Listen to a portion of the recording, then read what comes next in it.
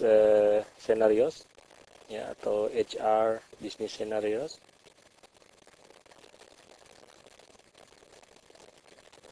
Ya, di HR business scenario ini akan ada 3 topik yang akan kita bahas, yaitu human resource organizational element and master data, kemudian proses in human resource management, dan yang terakhir adalah human resource reporting analysis. Objektif untuk session 3 ini, ya, diharapkan Anda bisa mendistribusikan, ya, dengan rekan-rekan Anda yang lain bagaimana employee master data, ya, atau master data karyawan di maintain, ya, menggunakan info type. Ya, di sini perbedaan modul human resource dengan modul-modul yang lain. Kalau di HR ini, ya, spesifik menggunakan info type. Nanti kita akan lihat apakah info type tersebut.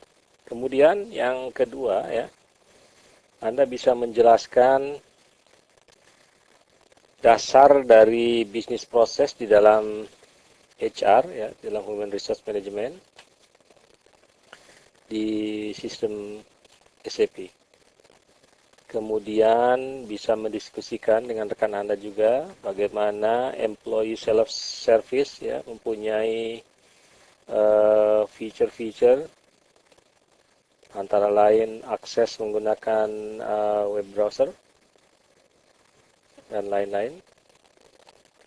Kemudian mendiskusikan, ya, reporting dan analisis tool di dalam sistem HR ini.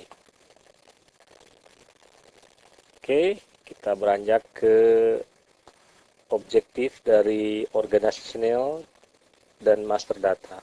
Ya. Diharapkan di sini Anda bisa menjelaskan hubungan, ya, di antara elemen-elemen yang terdapat di dalam HR structure. Kemudian menjelaskan bagaimana info type, ya, di-assign atribut, ya, mengassign atribut di dalam human resource atau info type sebagai atribut dari HR system. Oke, kita lihat slide berikutnya di halaman 5. Silakan Anda lihat di handout yang saya berikan. Ya, ini adalah enterprise structure di dalam human resource module di SAP.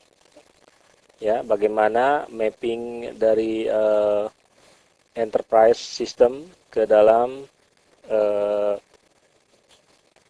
sistem SAP, ya. Di sini dicontohkan di dalam IDES sistem kita, sistem SAP. Di sini enterprise namanya IDES, ya. Kemudian kita di-assign sebagai di client, ya, yang tertinggi. Kemudian ada beberapa company, ya, company code. Di sini beberapa bisnis area di United States, kemudian di UK, di Japan dan Germany, ya. Ini di-assign sebagai company code. Kemudian di bawah US, ya, itu ada personal area, ya. Dia terdapat beberapa HR personal area di beberapa kota, di Los Angeles, Chicago, New York, dan Atlanta.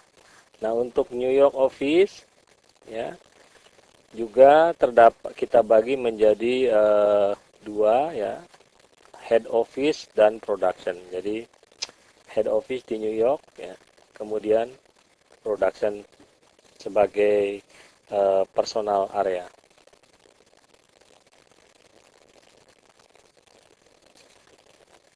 Nah, sekarang kita lihat, ya, personal structure di dalam HR, ya. Yang pada umumnya, ya,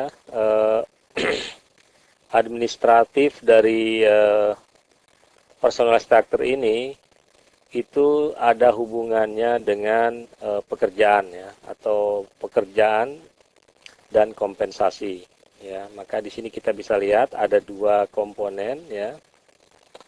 Ada yaitu kita set sebagai employee group atau grup karyawan yang aktif dan yang tidak aktif. Ya, contohnya adalah yang sudah pensiun. Kemudian subgrupnya itu salary ya, atau bulanan ya. Ini adalah payment type-nya atau jam-jaman ya, pembayaran. Ini masuknya di employee subgroup ya. Apakah dia yang karyawan tetap ya, dibayar dengan salary atau kontraktor, biasanya seperti itu. Kemudian di bawahnya lagi ini adalah payroll area ya. Apakah dibayar 2 mingguan atau mingguan ya. Kalau di Amerika ini biasanya gaji itu dibayar 2 minggu sekali ya. Kalau di Amerika di Asia mungkin, di Indonesia dibayar bulanan ya, gaji bulanan. Makanya ada istilah tanggung bulan. Kalau di Amerika mungkin tanggung minggu namanya. Ya. Oke, kita lanjutkan.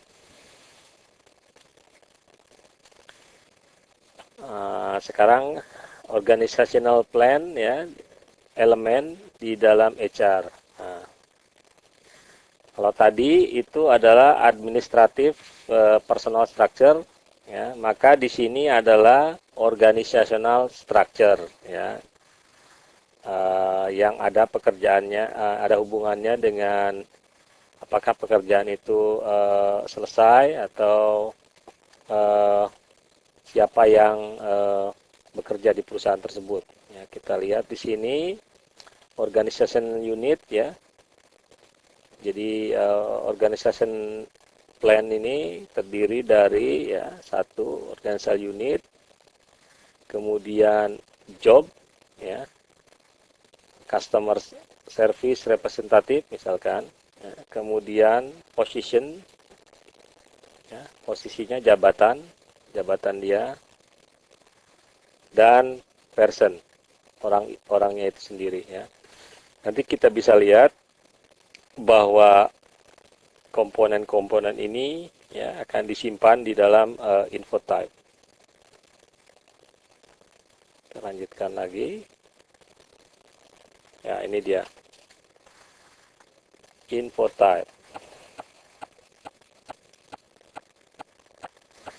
Jadi info type ya merupakan inti dari HR master data ya, yang disimpan di dalam sistem R3 ya.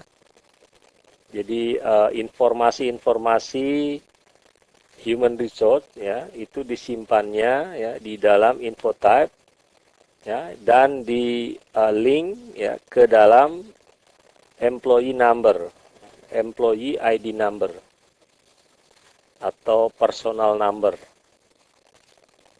ya. Kita bisa lihat, jadi misalkan ini employee ya, dia mempunyai personal ID number atau mungkin kalau di Indonesia apa ya, NRP, nomor registrasi pokok ya, atau nomor employee number, personal number.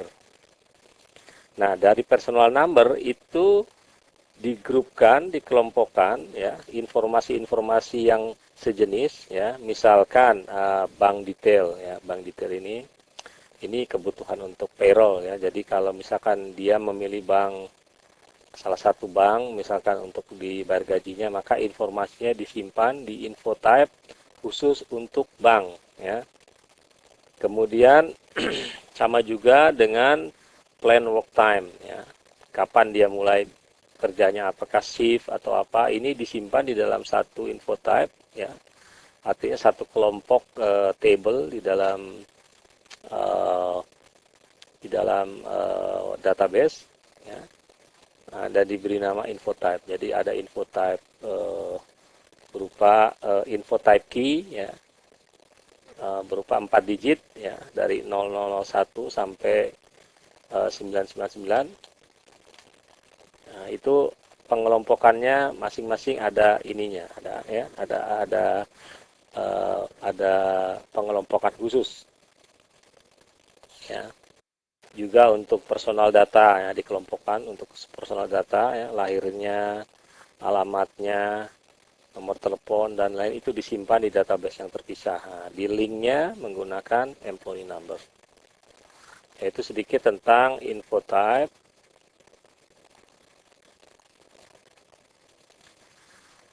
Nah, kemudian HR Master Data Validity Period. Nah, ini penting ya. Semua master data ya di dalam HR komponen ini ya. Ini selalu ada namanya validity period ya. Misalkan untuk payroll, untuk benefit, untuk reporting dan lain-lain. Jadi kapan dia mulai kerja dan kapan dia berakhirnya ya. Jadi kalau dia masih aktif maka dimasukkan 31999 artinya orang itu masih aktif bekerja. Nah, kalau bekerja jadi beginning date sama end date itu selalu ada di info type ya. Ini maksudnya.